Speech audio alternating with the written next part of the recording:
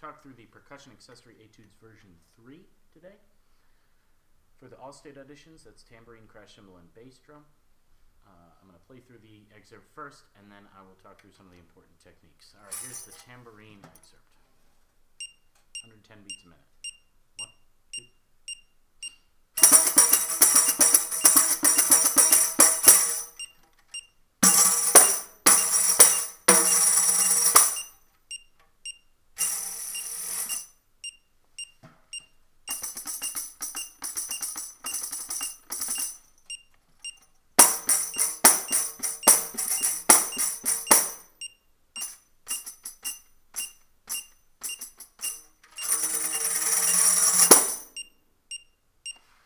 Alright, so important techniques here.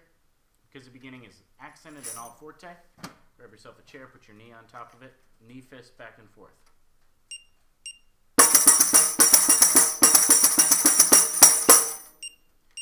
Next is shake rolls. It starts as a accent and ends as an accent, so I'm hitting on the beginning and end of each roll. You noticed before when I played the whole thing, I was back and forth like this. I didn't move the tambourine until the beginning of that shake roll, so you didn't get any extra sound. So here's the shake rolls.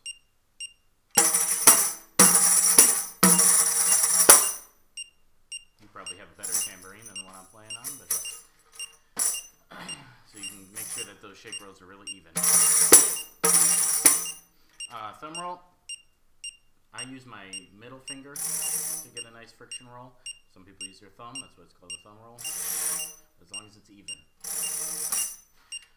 The next one's double piano. So with pianissimo, we're going to put on your knee, and you're going to play with the tips of your fingers.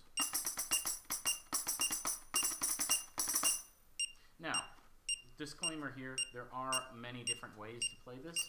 If your percussion teacher taught you a different technique on how to play this, they're not wrong. There's many different ways you can play this. This is just how I was taught and how I play this, and it comes across musically correct. All right, so mezzo forte, next section. Hold it up. Fist on the tambourine. Next one, piano. I like to leave my heel of my hand on the tambourine and play with the tips of my fingers. Next, shake roll, because it's a crescendo. I like to shake and bring the tambourine up while I bring it, the visual crescendo, and it's crescendoing more because it's going to come out behind the music stand. Also doing a crescendo with the roll. So. And then ending on a fist because it's an accent. All right. Start crash cymbals. 90 beats a minute. I'll play the excerpt first. Then talk.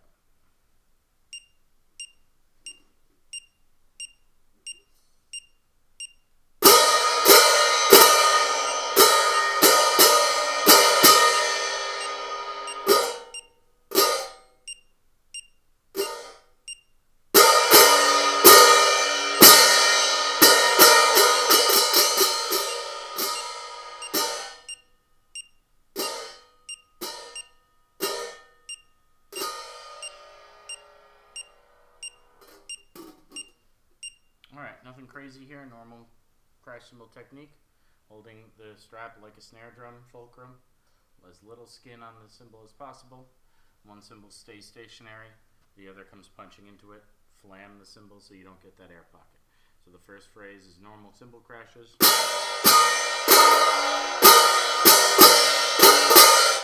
Next ones are chokes, bring them right into your body. Extreme dynamics. Next one's all at vibrate. All the eighth notes in the triplet right there. I like to practice them, leaving your hand palm out and punching the palm. It's exactly how you play the cymbal. If you try and move both cymbals on those eighth notes and triplets, you will not do this successfully. And the ends are just chokes, really quiet.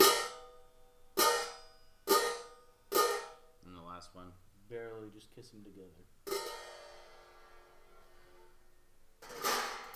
Alright, let's talk about some bass drum.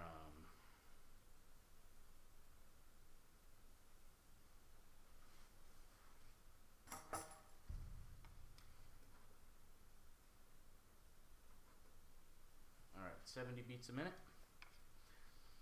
You'll notice my stand has a little pedal on it. You can see that. Mine is a little pedal. There it is.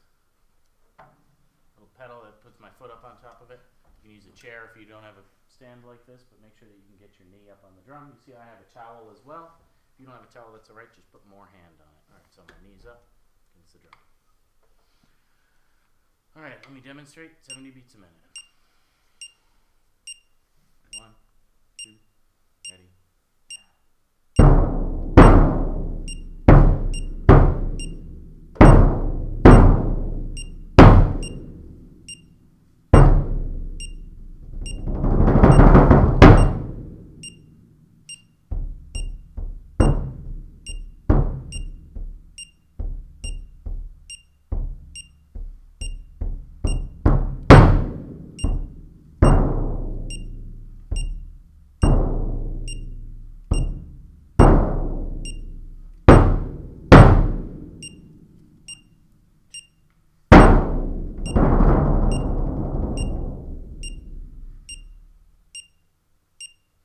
Alright, so you can see those legato notes, not dampening, and those other ones dampening. If you don't have a towel, you can get your whole body around here and more, as long as it's a short sound, that's what they're looking for.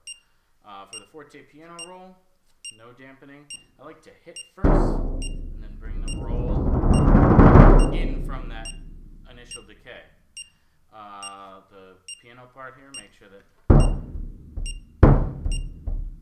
muted a little bit so you can hear that rhythm. If it's not muted, it'll just sound like thunder. Crescendoing out, there's that end part, obvious staccato and legato. And then the end there, cavalla, crescendo down, barely hit that last note. Keep it steady. Happy practicing.